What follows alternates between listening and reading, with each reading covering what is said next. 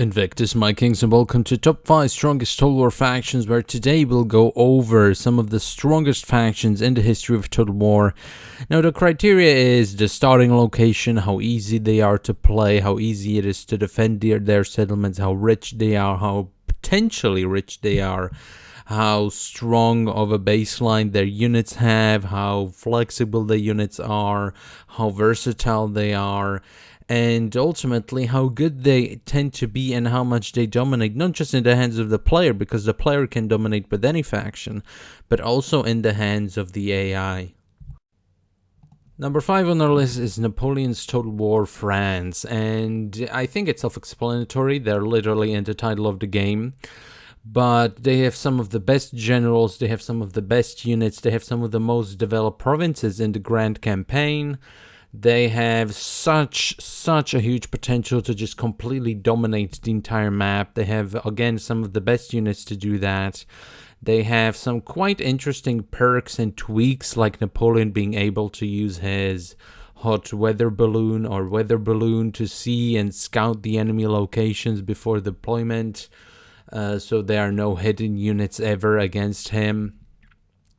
They have some of the base naval units, not quite as good as Britain has, but they again start off with some of the best navies. They have some of the best access to the trade goods in the entire game. So France overall is one of the strongest nations in Total War history, and definitely the strongest nation in Napoleon Total War.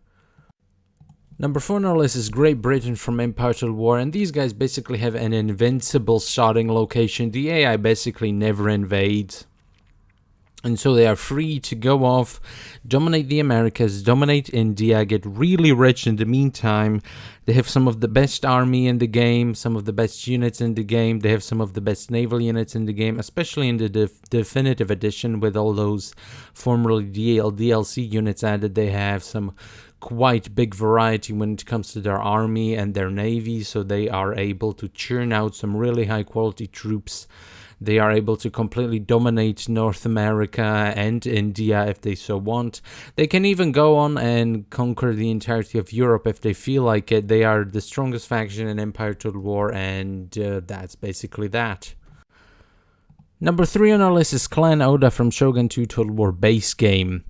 Now, it might be a little bit deceptive in Shogun 2, so many of the clans are so similar to each other, but Clan Oda, with their cheaper Ashigaru units, meaning more Ashigaru units, and higher morale Ashigaru units, combine that with Yari Wall and some of their unique Ashigaru units, and it's completely game over in the early game, where it is most important that you actually get the most out of your bonuses in the early game.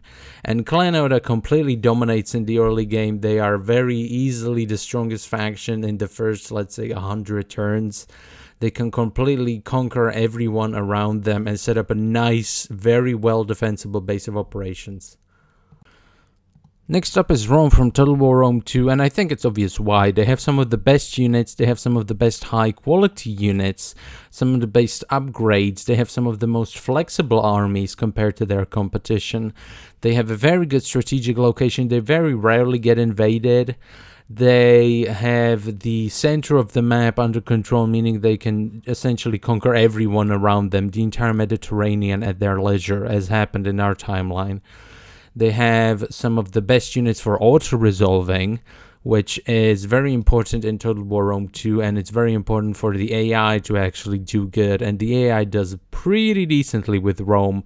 Not the best, not as easily able to dominate the entire map as the player, but the AI still packs a quite big punch when it comes to using Rome in Total War Rome 2. And the number 1 slot goes to the Eastern Roman Empire from Rome Total War Barbarian Invasion, where these guys are the powerhouse of the campaign. They have, again, some of the best archers, they have some of the best cavalry, they have some of the best heavy infantry. They don't need to deal with any of the religious turmoil that their western neighbors have to deal with. They don't have to deal with overbearing barbarian hordes bearing down on them. They have to deal with the Sassanids, but as the Eastern Romans, you have a lot of time on your hands to just build up, develop your settlements, and then declare the war at your own pace, at your own leisure. You don't have to worry about a thing. You're incredibly rich. You're very stable. Your provinces are going to develop themselves very nicely and linearly. There's really no reason to sweat it out. There's no reason to really worry about anything. Very much unlike the Western Roman Empire, or even the Eastern and Western Roman Empires in Attila Total War.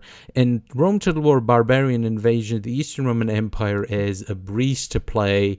They are great, they are very strong, and they are the most powerful nation in Total War's history. I want to thank you, Kings, for watching. Hopefully you enjoyed. Hopefully you want to see more, and like, comment, and subscribe. And I will see you next time.